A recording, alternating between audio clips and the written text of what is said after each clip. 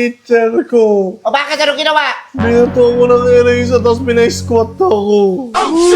Okay lang yan. Baka kasalanan mo yan. Sige, balik tayo sa teacher mo. Anong ginawa sa'yo ng teacher mo? Binato ko ng eraser sa mukha. Deserve.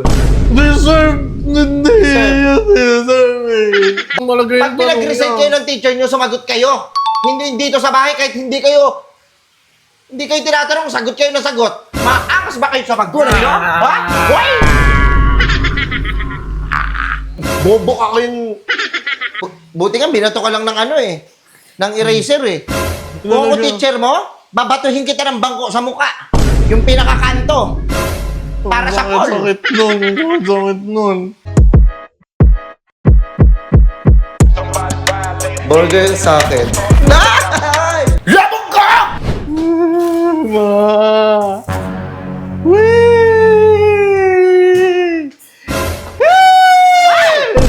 Ma! Ano ba? Hindi.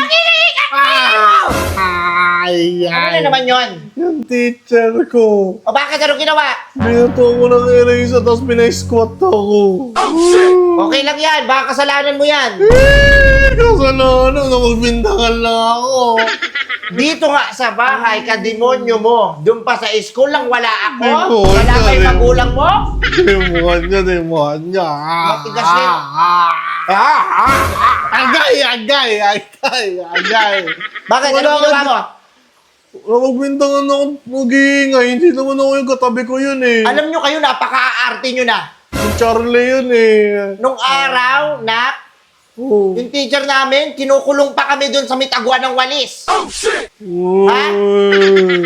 Kayo nga arte nyo, binato lang kayo ng eraser sa mukha. Tapos pina-squat lang kayo. Wala kang gagawin, hindi ko puntahan. Ba't ko pupuntahan? Hindi na sayang lang yung oras ko, okay lang yan. Well, Napaka-arte nyo na. Dati, okay lang naman sa'yo. Kahit may sumampal pa nga sa akin na teacher dati. Wala akong pakialam.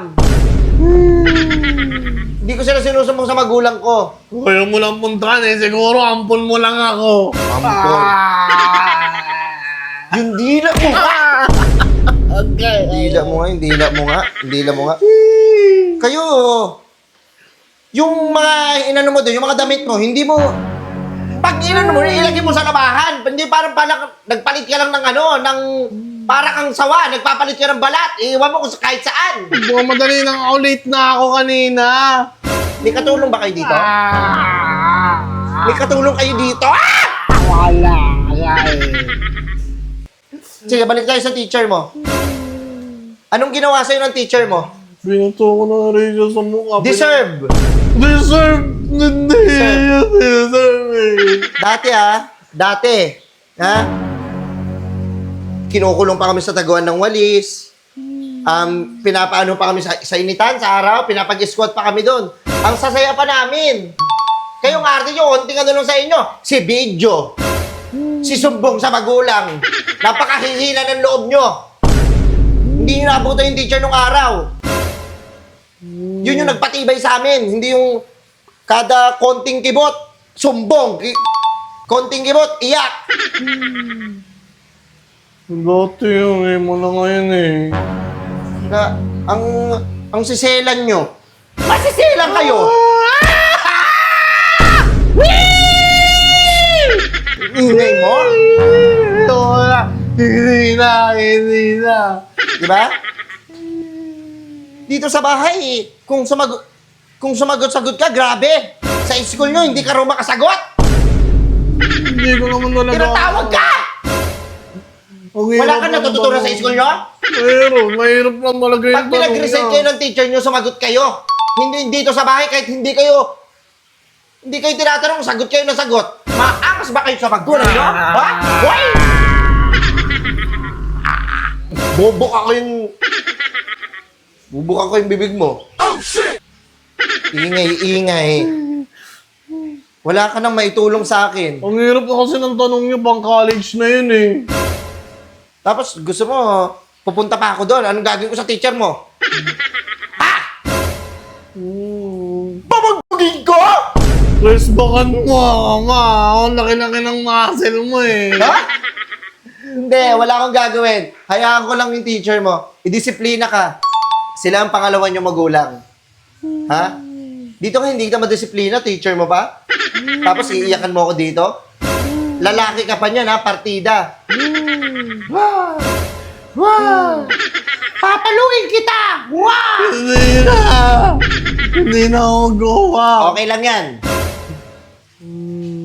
Pagdidisiplina lang yun ng teacher nyo sa inyo dahil kayo siguro mga makukulit kayo dun sa room. Mga arte nyo.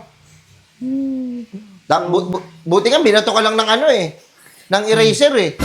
Kung ako teacher mo, babatuhin kita ng bangko sa muka. Yung pinakakanto. Para sa call. Sakit nun. Sakit nun. Doon ka nga sa kwarto mo. You're grounded. Grounded. Grounded ka ng 220 volts. Kuryente. Nabubisit ako sa'yo. Nagpapaganda ako dito eh. Ang init-init. Hindi mo pupuntahan talaga. Ba't nagpe-flex ka pa ng muscle mo? Bigyan kita kay Papa. Ay!